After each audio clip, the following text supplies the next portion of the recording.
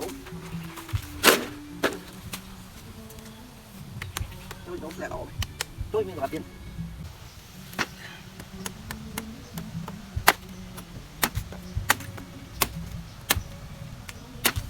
cặp đồ không kia nữa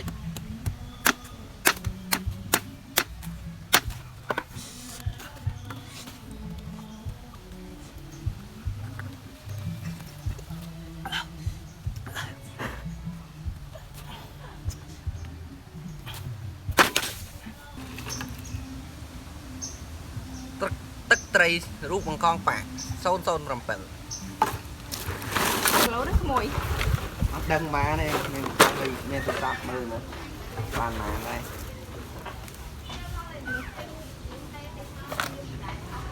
bạn ông đánh phần năng cho ta đọc mơ ba này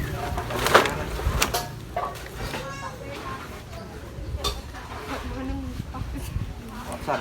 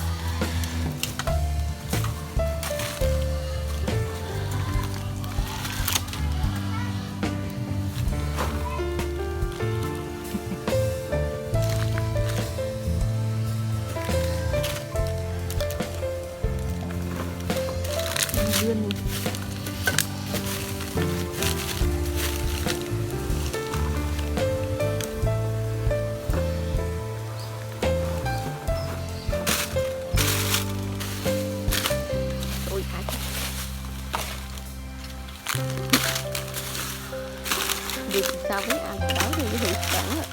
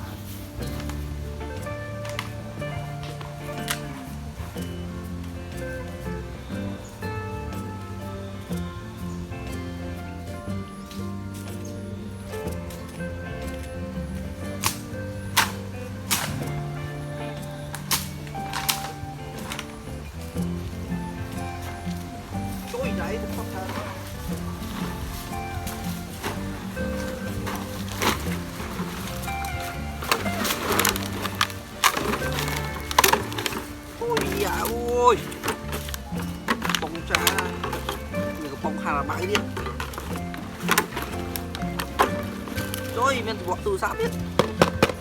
rồi ô to to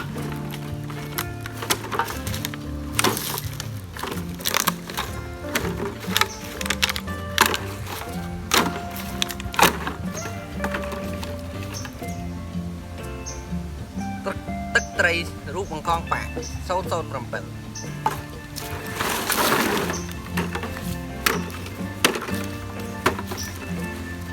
sắc bu liên chan nịch liên chan hai bây giờ liên một thời một sọ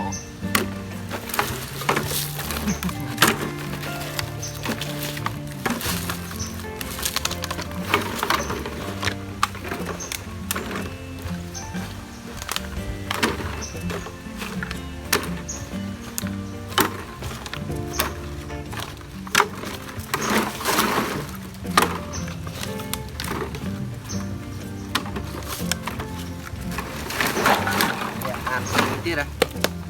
to mà nhưng mà thơ ca unboxingនៅ Oppo E7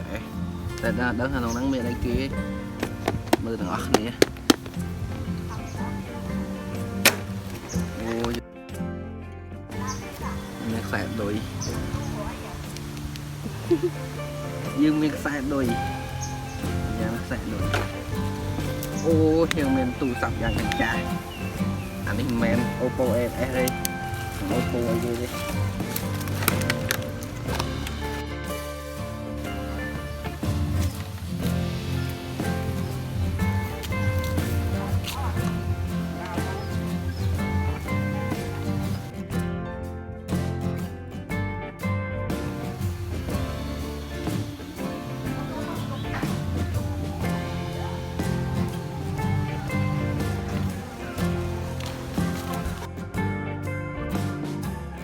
chai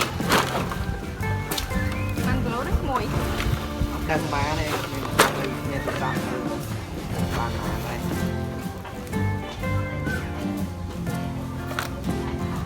như bạn ông đánh còn đang cơ ta bọc mơn ba đây